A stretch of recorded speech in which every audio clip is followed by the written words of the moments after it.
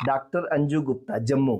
आपने पूछा कि स्वामी जी, नॉनवेज मांस मछली खाना आध्यात्मिक दृष्टि से कैसे पाप है, जबकि 50% लोगों का आहार इस पर निर्भर है। कृपया इस पर प्रकाश डालें। देखिए, ये चर्चा का विषय हमेशा रहा है कि मांसाहार जायज है या गलत है, ठीक है या गलत है आहार की दृष्टि से। देखिए, मांसाहार को अलग अलग दृष्टिकोण से देखेंगे तो अलग अलग शब्द दिया जाता है। नैतिक दृष्टि से देखने वाले को लोग कहते हैं मांसाहार पाप है, नैतिक व्यक्ति के लिए वो पाप है। आध्यात्मिक दृष्टि से पूछेंगे आप, तो आध्यात्मिक दृष्टि से मांसाहार मूर्छा का कारण है, इसलिए मना करते हैं। नैतिक व्यक्ति उसको पाप कहेगा, क्योंकि पुराना जमाना ऐसा था ना कि नैतिक अनैतिक विभाग में बांट देते थे। तो जो अनैतिक होता था उसको लोग प्रायः नहीं करते थे, क्योंकि उसको माना जाता था कि ये सामाजिक नियम है और मनुष्य इस नियम का अघोषित रूप से पालन करेगा। लेकिन जैसे जैसे शिक्षा दीक्षा बढ़ी तो लोगों ने नैतिकता को तो उतना मानना छोड़ दिया।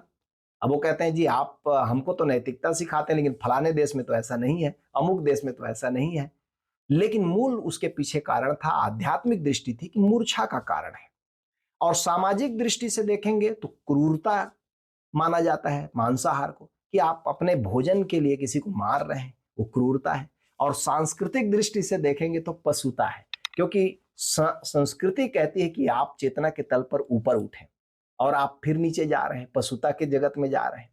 लेकिन इन सब के पीछे एक शब्द जो आपने पूछा है कि पाप कैसे है, तो थोड़ा सा पाप को समझ लेना चाहिए, क्योंकि अब ओशो भी आ गए हैं, समर्थ गुरुदेव भी आ गए हैं। तो पाप को क्या परिभाषित किया है? देखिए, सारे संतों ने, पुराने ऋषियों ने, महर्षियों ने पाप की जो परिभाषा की है वो जरा समझने जैसा है। सबसे पहले पाप किसको मानते हैं? दूसरों को दुख देना पाप है, स्वयं को भी दुख देना पाप है। गोस्वामी जी ने लिखा है कि परहित सरिस धर्म नहीं भाई, पर पीड़ा सम नहीं अघमाई। सबसे बड़ा अघ यानी पाप क्या है? दूसरों को पीड़ा देना। और जब आप मांसाहार करते हैं उसकी चर्चा हम बाद में करेंगे, पहले पाप को ही समझ लेते हैं कि पाप क्या है। दूसरों को पीड़ा देना, दूसरों को दुख देना, स्वयं को पीड़ा देना, स्वयं को दुख देना पाप है। और पाप क्या है? असंवेदनशीलता पाप है।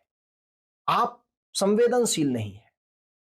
आपको तो अपना जीवन प्यारा है, आप जीना चाहते हैं, लेकिन दूसरे भी ऐसा चाहते होंगे, इसकी संवेदना आपको नहीं होती।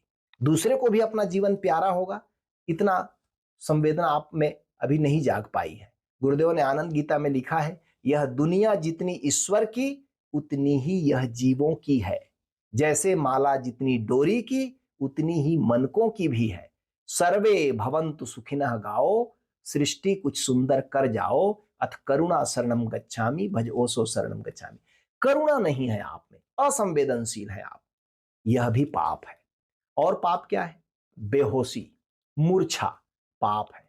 जब आप एक व्यक्ति शराब पी करके नाली में पड़ा है तो आप उसको पापी नहीं कहते, लेकिन आध्यात्मिक दृष्टि से देखेंगे तो वो भी पाप है, क्योंकि उसने अपनी चेतना को अल्कोहल डाल के और मूर्छित कर दिया है। इसीलिए धर्म के जगत में नशे को मना किया जाता है, कोई भी नशा हो, क्यों? उससे चेतना और मूर्छित होगी, कुंठित होगी। तो बेहोशी और मूर्छा भी पाप है। जड़ता पाप है, क्योंकि प्रकृति क्या चाहती है? आप चैतन्य बनो। कितनी लंबी, हिंदू कहते हैं 84 लाख योनियों को पार करते करते करते करते अब जाकर हम मनुष्य हुए हैं। आदि शंकराचार्य तो कहते हैं कि मनुष्य का जीवन कितना दुर्लभ है। मनुष्यत्वम मुमुक्षत्वम महापुरुषम संश्रय, ये तीन बड़ा दुर्लभ है। मनुष्य का शरीर ही दुर्लभ है। कितनी कठिनाइयों से, कभी हम पेड़ पौधे थे, कभी पशु पक्षी थे, धीरे धीरे यात्रा करते करते आप महाजीवन प्रज्ञा में ओशो के आए। ओशो, ये हमारे ओशोधारा में महाजीवन प्रज्ञा करने आएंगे तो उसमें बताते हैं, देखिए अपने पिछले जन्मों को, आप जा सकते हैं, देख सकते हैं। कभी आप पेड़ थे, कभी चिड़िया थे, कभी जीव जंतु थे। इतनी लंबी यात्रा करते करते अब मनुष्य हुए हैं। तो क्या इसलिए कि इसमें और जड़ता को बढ़ा लें? पशुता शब्द का अर्थ ही यही होता है। पशु मतलब होता है पास से बना है, पास का मतलब होता है बंधन, जो बंधा है अपनी जड़ आदतों से। तो पुरानी आदतें आपको पशुता की तरफ खींचती हैं, क्योंकि हम पशु जगत से आते हैं। लेकिन यहीं पर रुकना नहीं है, आगे बढ़ना है। इसलिए संतों ने, सदगुरुओं ने इसको पाप कहा। अज्ञानता पाप है, क्योंकि ये जड़ता आती कहां से है? जब आप अपने को नहीं जानते, स्वयं के स्वरूप का आपको ज्ञान नहीं होता, तो धीरे धीरे आप जड़ता की तरफ, जड़ आदतों की तरफ चल पड़ते हैं। ये सब पाप है। और मांसाहार, अच्छा, मांसाहार ये पाप को बढ़ाता है। पर किस पाप को बढ़ाता है? असंवेदनशीलता, मूर्छा, जड़ता, अज्ञानता, इनको बढ़ाता है। इसलिए मांसाहार को पाप कहा है। फिर आप ये भी सोच सकते हैं कि पुण्य क्या है? तो पुण्य इसके उल्टा है, सजगता है, जागरूकता है, होश में जीना पुण्य है। गुरुदेव ने लिखा भी है, मत ऐसा कोई काम करो जो कल उलझन का कारण हो। बेहतर है आज नहीं कहना यदि कल वह दुख का कारण हो। कोई चीज आपको लगता है कि कल जो मेरे दुख का कारण बनेगा उसको आज छोड़ देना चाहिए। ये सजग आदमी का उदाहरण है, ये जागरूक आदमी का उदाहरण है। और पुण्य क्या है? परोपकार को पुण्य कहा। क्यों? क्योंकि परोपकार करते ही आप संवेदनशील हो जाते हैं, करुणावान हो जाते हैं। किसी दुखी को, किसी पीड़ित को, किसी भूखे को आप मदद करते हैं तो आप उस समय संवेदनशील हो गए। ये पुण्य की कैटेगरी में आता है। संवेदना पुण्य की कैटेगरी में आती है। फिर आपने पूछा कि आध्यात्मिक दृष्टि से पाप कैसे है? तो अध्यात्म का अर्थ ही होता है स्वयं को जानना, आत्मा को जानना, परमात्मा को जानना, इस अस्तित्व के गहरे अर्थ को महसूस करना, इस अस्तित्व की जीवंतता को अनुभव करना। कैसे अनुभव करेंगे? आप जितना संवेदनशील होंगे तभी तो अनुभव करेंगे। इसलिए योग और ध्यान के मार्ग में जो आहार की शुद्धि है उस पर बहुत जोर दिया जाता है। भगवान पतंजलि ने अष्टांग योग में जो पहला यम है, उसमें यम में भी पहला चीज अहिंसा है कि किसी भी जीव को किसी भी प्रकार से पीड़ा नहीं देना है। ये योग मार्ग का यम, नियम, आसन, प्राणायाम, प्रत्याहार, धारणा, ध्यान, समाधि में यम में पहला यम अहिंसा है। हठ योग, प्रदीपिका और गोरक्ष संहिता, ये इन ग्रंथों में भी न केवल मांस को मना किया है, लहसुन, प्याज, शराब, ये जो तामसिक भोजन है इन तक को मना किया है। क्यों बचने की सलाह दिया है? क्योंकि ये शरीर और मन में भारीपन लाते हैं, अशुद्धि लाते हैं। अशुद्धि का मतलब होता है भारीपन, कि आप शरीर जड़ हो रहा है, शरीर तमस में घिर रहा है। इसलिए ऐसे भोजन को बदलो, क्योंकि शरीर भोजन जाएगा शरीर को प्रभावित करेगा, और शरीर जब प्रभावित होगा तो गहरे में मन से जुड़ा हुआ है, मन प्रभावित होगा, और मन जब प्रभावित हुआ तो आपकी चेतना तक वो बात गई।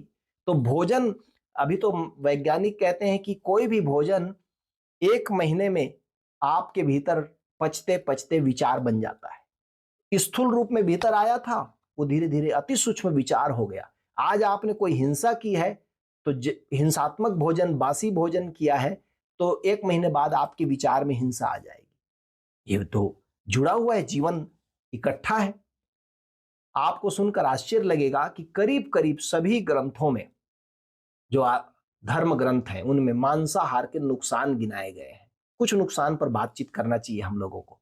जैसे श्रीमद भगवत गीता में भगवान कृष्ण मना करते हैं, वो कहते हैं ये तमोगुणी है, तमोगुणी आहार नहीं करना चाहिए। खुद भीष्म पितामह, उस जमाने के समझ लो कितने एक मील के पत्थर थे, लोग उनसे जब वो वाण की सरसैया पर सोए थे, अनुशासन पर्व में कथा आती है कि सरसैया में सोए थे भीष्म पितामह, तो युधिष्ठिर ज्ञान लेने गए, तो सबसे पहले भीष्म पितामह ने इसी का ज्ञान दिया कि क्या खाना क्या ना खाना। उन्होंने मांसाहार की निंदा की और कहा भी युधिष्ठिर को कि सुनो जी, मांस खाने से मनुष्य के भीतर क्रूरता, निर्दयता और अधर्म बढ़ता है। जो व्यक्ति मांसाहार करता है वह अपनी करुणा को और दया को धीरे धीरे खो देता है। ये भीष्म पितामह कह रहे हैं, न ही सर्व प्रयत्न जातु मांसाहार एत।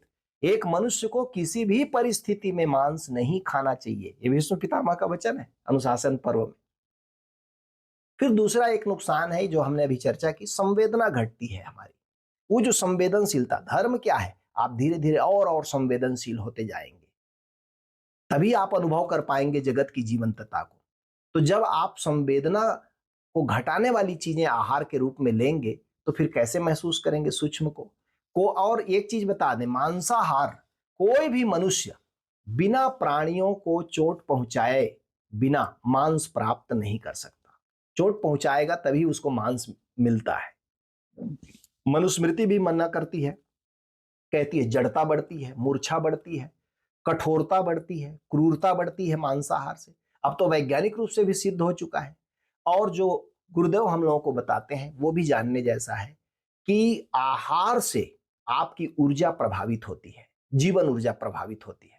कुछ चीजें ऐसी हैं जो आपकी ऊर्जा को ऊर्ध्वगमन देती हैं, ऊर्ध्वरेतस बनाती हैं आपको। ऊर्जा ऊपर चढ़ती है, कुंडलनी शक्ति ऊपर चढ़ती है। और कुछ ऐसी चीजें हैं जो आपके ऊर्जा को नीचे गिराती हैं, उनमें मांसाहार प्रमुख है, प्याज लहसुन का आहार, नकारात्मक भाव, दुख, भय, भोग, दुर्गंध, भीड़, इन सब से ऊर्जा नीचे जाती है। इसीलिए जो जो चीज से ऊर्जा ऊपर जाती है उनको हमने धर्म की श्रेणी में गिना कि ये धर्म के तत्व हैं, इनको धार्मिक अनुष्ठानों में पालन करना चाहिए। जिस जिस चीज से ऊर्जा ऊपर जाती है और जिस जिस चीज से ऊर्जा नीचे जाती है उसको हमने पाप कहा, अधर्म कहा, या उसको तमस कह करके त्याग करने के लिए कहा। तो ये धर्म के साथ इसलिए जोड़ा गया था कि आपकी ऊर्जा ऊर्ध्वमुखी बने। और सबसे बड़ी बात, मांसाहार परोक्ष हिंसा को बढ़ावा देती है। ठीक है, डायरेक्ट आप दुकान से मांस खरीद लेते हैं, लेकिन उस मांस को कोई तो लाया होगा मार करके, तो परोक्ष रूप से तो आप हिंसा को बढ़ावा दे रहे हैं।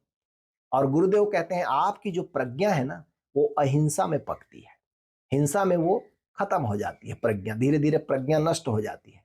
आनंद गीता में लिखा है गुरुदेव ने, प्रज्ञा पकती है अहिंसा में, सुरती पकती है समाधि में, पकता है ध्यान शून्यता में, साधक पकता संबोधि में। जब मेघ पके तो जल लाए, तुम पको की बोधि फल आए, परिपक्वम शरणम गच्छामि भज ओसो शरणम गच्छामि। परिपक्व बनो, अहिंसा में प्रज्ञा पकती है, और जब समाधि करते हैं तो सुरति हमारी पकती है, और जब शून्यता में जाते हैं तो हमारा ध्यान मैच्योर होता है, और संबोधि में साधक पूर्ण होता है।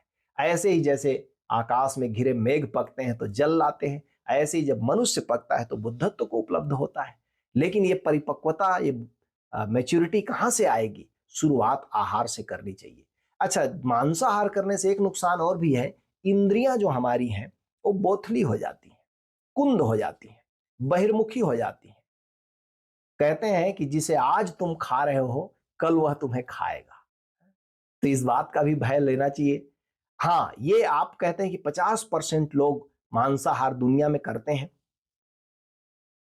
एक साधक को तो मांसाहार वर्जित है, लेकिन अब सीमा पर मिलिट्री में है, कोई सेना में लड़ रहा है, तो चलो उसके लिए हम मान लेते हैं कि उसके वो नौकरी का हिस्सा है, उसका जीविका का ही, जिस काम को वो कर रहा है शायद उसमें अनिवार्य है, उतना -डिग्री टेम्परेचर में वहां बैठा है, तो शायद वह आहार उसको लेना पड़ेगा। लेकिन यदि वह साधना किसी दिन करता है तो उसे भी छोड़ना पड़ेगा। इसलिए आध्यात्मिक दृष्टि से मांसाहार को पाप कहा गया है। और अब तो ओशो ने तो एक बड़ी अच्छी बात कही, उन्होंने कहा कि जिस सब चीज का जब सिंथेटिक वर्जन आ रहा है तो मांस का भी सिंथेटिक बना लो, वो भी बन जाएगा। दूसरी अन्य चीजें तो सिंथेटिक उगाई जा रही है, चावल सिंथेटिक बन रहा है, अन्य चीजें सिंथेटिक बन रही है, कृत्रिम बन रही है, मांस का भी बना लो जब तुमको उसके।